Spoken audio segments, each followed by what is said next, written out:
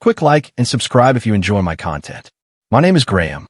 I'm 34 years old, and I work as a forensic accountant for a litigation support firm in Denver, Colorado.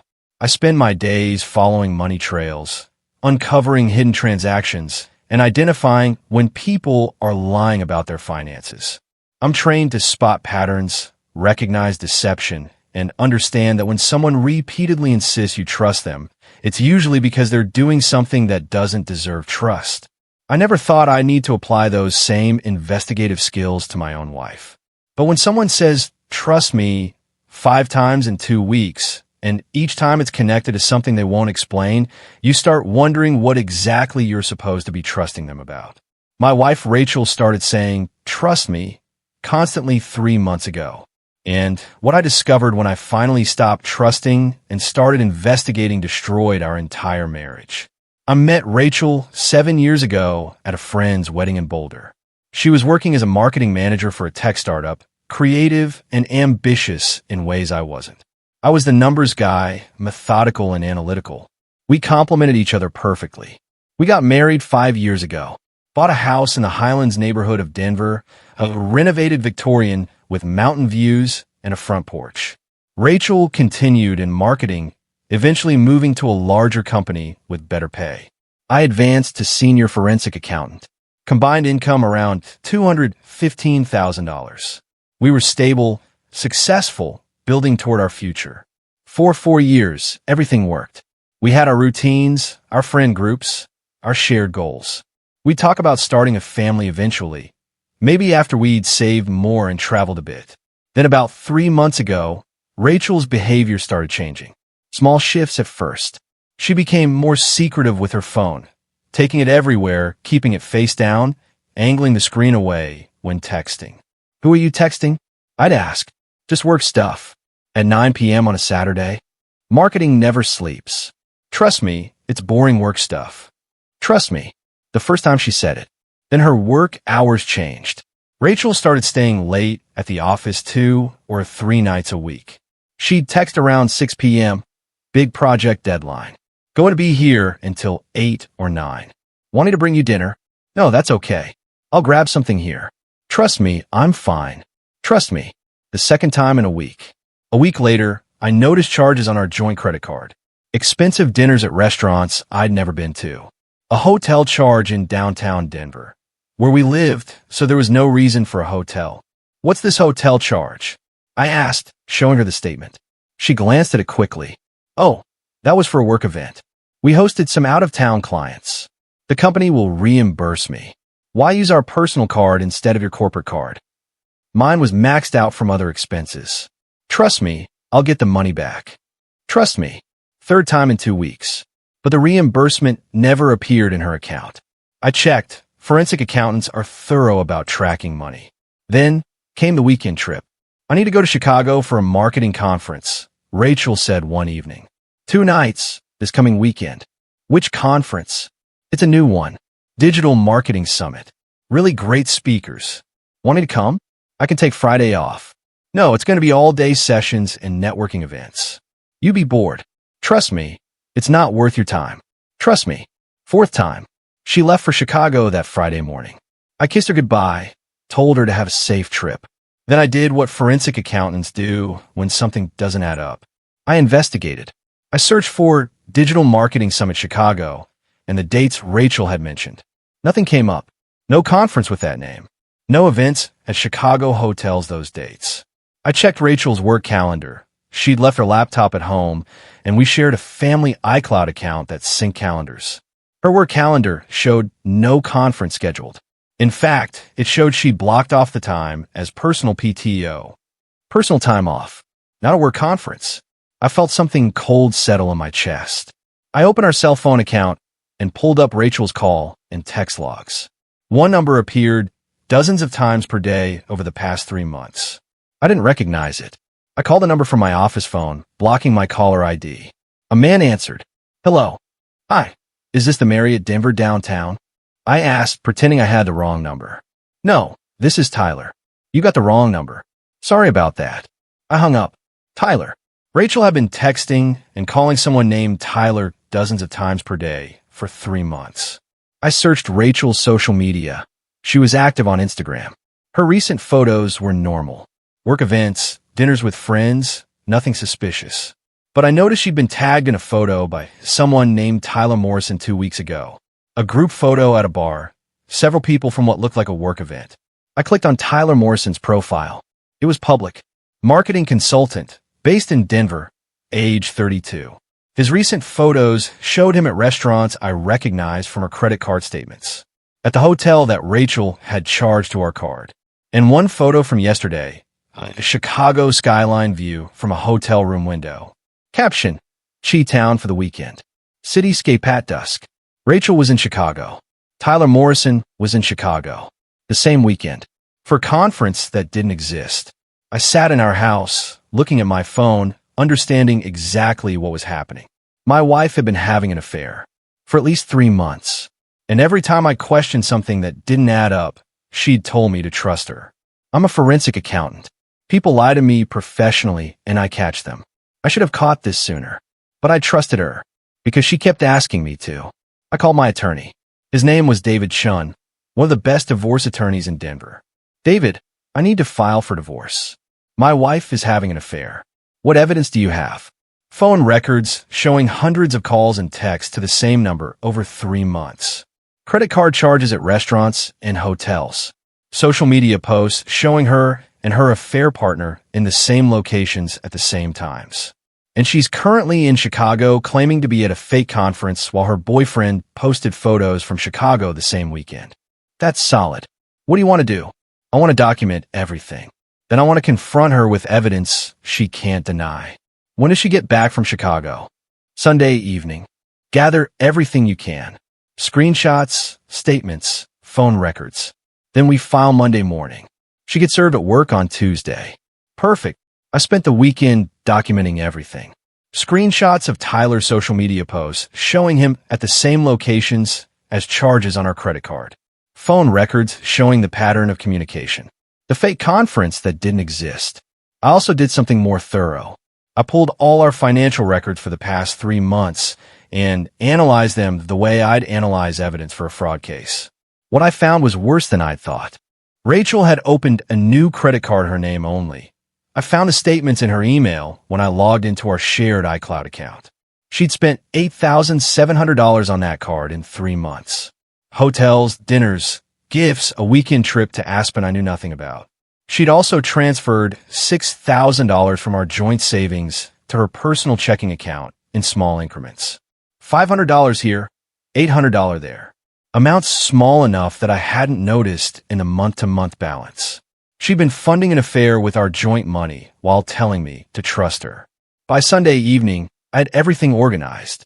A complete financial forensic analysis of Rachel's affair. Every dollar spent, every hotel room, every dinner, every lie. Rachel came home around 8 p.m. Sunday, rolling her suitcase through the front door. Hey, I'm back. She seemed happy, energized. How was your weekend? Quiet. How was the conference? Great. Really informative sessions. I'm exhausted though. Learn anything interesting? Oh, new social media strategies, content marketing trends, the usual stuff. Which speakers did you like best? She hesitated for just a second. There was a great keynote on Friday about brand storytelling and some good breakout sessions on Saturday. What was the keynote speaker's name? I don't remember off the top of my head. I have in my notes. Right. Well, I'm glad it was worth the trip. She went upstairs to unpack. I stayed in the living room, waiting. 20 minutes later, she came down in comfortable clothes, ready to relax. Want to watch something? She asked. Actually, I want to talk about something first. She sat down on the couch. Okay, what's up? I want to talk about trust. Trust? Yeah, you've been asking me to trust you a lot lately. Trust me, it's just work stuff. Trust me, I'll get reimbursed. Trust me, you'd be bored at the conference. 5 times in the past 3 weeks, you've specifically asked me to trust you. She looked uncomfortable. I don't know what you mean. I'm a forensic accountant, Rachel. I investigate fraud for a living. I analyze patterns. I follow money trails. And when someone keeps asking me to trust them, my professional instincts tell me to investigate why. Her face had started to pale. So I investigated. Want to know what I found? Graham. I pulled out my phone and opened a folder where I'd organized everything. There is no digital marketing summit in Chicago this weekend. I checked every conference database. Nothing exists. There must have been a different name. Your work calendar shows the time blocked as personal PTO, not a business trip. That's just how I label things. Tyler Morrison posted photos from Chicago this weekend. Same dates you were there. Same city. For a conference that doesn't exist. She went completely still. I pulled up the phone records. You've called and texted Tyler Morrison 847 times in the past 3 months. That's an average of 9 communications per day. For 3 months straight. He's a work contact. I pulled up the credit card statements. You've spent $8,700 on a secret credit card in 3 months. Hotels in Denver. Restaurants. A weekend trip to Aspen in September that you told me was a girl's trip. Except your friends' social media shows they weren't with you. Graham, please. You also transferred $6,000 from our joint savings to your personal account in increments small enough that you thought I wouldn't notice. But I'm a forensic accountant. I notice everything. I handed her my phone showing the complete financial analysis I prepared, formatted exactly like the fraud reports I present in court cases. Dates, amounts, locations, evidence. This is a forensic financial analysis of your affair. Every dollar you spent, every hotel room you paid for, every lie you told. All documented, all traceable, all funded with joint marital assets. Rachel stared at the report. Tears started falling. I'm sorry, she whispered. Are you sorry it happened? Or sorry you got caught? I'm sorry I hurt you. You didn't just hurt me. You committed financial fraud. You took money from our joint accounts to fund an affair. You lied about work trips. You created a fake conference to spend a weekend with your boyfriend. And every time I questioned something, you told me to trust you. I didn't know what else to do. You could have been honest. You could have told me you were unhappy. You could have asked for a divorce like an adult. Instead, you lied for 3 months while spending our money on hotels and dinners with Tyler. It's not serious with him. You spent $8,700 in 3 months. You went to Chicago for a weekend with him. You've communicated 847 times in 90 days. That's pretty serious. She put her face in her hands. What happens now? Now I file for divorce. I'm meeting with my attorney tomorrow morning. You'll be served on Tuesday. I have all the evidence prepared, the financial fraud, the fake conference, the affair. All of it. Can we try counseling? No. You spent 3 months lying to me while telling me to trust you. Every time you said, trust me, you were asking me to ignore the evidence that you were cheating and stealing. That's not something counseling fixes. I made a mistake. You made hundreds of mistakes. Every text to Tyler. Every hotel charge. Every transfer from our savings. Every time you looked me in the eye and said, trust me, while lying. Those were all choices, Rachel. Not mistakes. I stood up. I'm sleeping in the guest room tonight. I suggest you figure out where you're going to stay, because I want you out of this house by the end of the week. This is my house, too. I paid the down payment with my inheritance. I've paid 70% of the mortgage. Your affair, funded by marital assets, gives me a strong case for keeping it. My attorney assures me you'll be moving out. I went upstairs, leaving Rachel crying on the couch. David filed papers Monday morning. Rachel was served at her office on Tuesday afternoon. She called me immediately. You're really doing this? You spent 3 months having an affair and asking me to trust you. Yes, I'm really doing this. I ended it with Tyler. It's over. We can fix this. I don't care if you ended it. You spent $8,700 of our money on the affair. You lied about a fake conference. You transferred $6,000 from our savings. Those are facts. They don't change just because you got caught. You're being vindictive. I'm being thorough. It's what I do professionally. And personally now, Rachel hired an attorney, a woman named Patricia Wells, who tried to argue that the affair was irrelevant to property division. David presented my forensic financial analysis, showed that Rachel had spent $8,700 in marital funds on her affair, showed the transfers from joint savings, showed the pattern of deception. My client's wife didn't just have an affair, David told Patricia. She committed financial fraud. She systematically transferred money from joint accounts, opened secret credit cards, and spent marital assets on an extramarital relationship while lying to my client about work trips and conferences. Patricia tried to claim the spending was exaggerated. David presented the receipts. Every hotel room, every dinner, every expense. All documented with forensic-level detail. This is the kind of financial analysis my client presents in fraud litigation, David said. It would hold up in criminal court. It will definitely hold up in divorce court. We settled after 6 weeks. I kept the house. My premarital inheritance and disproportionate mortgage payments gave me the leverage. Rachel had to repay the $6,000 she'd transferred from joint savings plus the $8,700 she'd spent on affair-related expenses. She could pay it from her share of remaining marital assets. We split other assets proportionally based on contribution. No alimony for either party. 5 years of marriage ended because she told me to trust her while giving me every reason not to. I heard through mutual friends what happened afterward. Rachel and Tyler tried to continue their relationship after the divorce. It lasted about 6 weeks. Turns out Tyler hadn't realized Rachel was married when they started seeing each other. She'd lied to him too, told him she was separated. When he found out she'd been living with me the entire time, and when he saw the financial forensic report showing how much she'd spent on the affair, he ended things. He didn't want to be with someone who'd lied that extensively and whose affair had been documented like a criminal case. Rachel moved into an apartment in Capitol Hill. Lost several clients when word spread about the affair and the financial fraud. Her professional reputation suffered. She tried to reach out about 10 months after the divorce finalized. A long email about how I'd been cruel to document everything so thoroughly, how I'd humiliated her by presenting the forensic analysis to attorneys, how I'd treated her like a criminal instead of someone who made a mistake. I forwarded it to David with a note, for the record. Then I replied to Rachel with one line. You told me to trust you. I trusted the evidence instead. That was the right choice. Then I blocked her email. Because the truth was simple. Rachel had spent 3 months telling me to trust her while doing everything possible to violate that trust.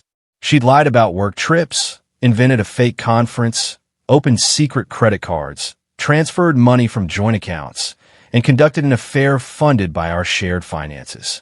And every time I questioned something, she'd said, trust me. She'd weaponized trust, used it as a shield to hide behind while she cheated and stole. I'd stopped trusting and started investigating instead. And what I found was exactly what she'd been hiding. I kept the house in Highlands, renovated it, made it entirely mine, filled it with furniture she'd never picked out, art she'd never chosen, a life she wasn't part of. About a year after the divorce, I met someone at a forensic accounting conference. Her name was Lisa. She was a fraud examiner for a federal agency, understood evidence-based thinking, appreciated thorough documentation. On our third date, she asked about my divorce. My ex-wife kept telling me to trust her. So I investigated why she needed so much trust. Turned out she was having an affair and funding it with our joint money. Lisa's eyes widened. You investigated your own wife. I'm a forensic accountant. When someone repeatedly tells me to trust them while the evidence suggests otherwise, I follow the evidence. Found out she'd spent $8,700 on hotels and dinners with her boyfriend while lying about work conferences. You documented everything? Completely. Prepared a forensic financial analysis showing every transaction, every lie, every dollar spent. Presented it in the divorce proceedings like a fraud case. That's incredibly thorough. That's my job. She told me to trust her. I chose to trust the evidence instead. What did she say when you confronted her? She cried, said it was a mistake. But I had 3 months of documentation showing it wasn't a mistake. It was a calculated pattern of deception and financial fraud. Lisa nodded slowly. Some people would say you were too cold about it, too analytical. Those people aren't forensic accountants. When someone is committing fraud, you document it. You don't get emotional. You gather evidence and present facts. That's what I did. Do you regret investigating? Not even slightly. If I hadn't investigated, I'd still be married to someone stealing from me while asking for my trust. Instead, I got out clean with all the evidence on my side. We've been together for over a year now. Lisa has never told me to trust her about anything. She just tells me the truth directly, shows me receipts, shares her location, acts like someone who has nothing to hide. Because she doesn't. My wife kept saying, "Trust me." So I checked why she needed so much trust. And what I found was exactly what someone asked for trust to cover up. The lies, the affair, the stolen money, the fake conferences, the secret credit cards, all of it hidden behind those two words, trust me. She thought asking for trust would keep me from investigating. But I'm a forensic accountant. When someone repeatedly asks for trust while the patterns suggest deception, I investigate. And when I investigated, I found every lie she'd told, every dollar she'd stolen, every moment she'd spent with Tyler while asking me to trust her. Some people said I was too thorough, too clinical, that I treated my wife like a fraud case instead of a person I'd loved. But she treated our marriage like a bank account she could raid while lying to the auditor. I just proved she was wrong. She kept saying, "Trust me." I trusted the evidence instead. And the evidence showed me exactly who she was.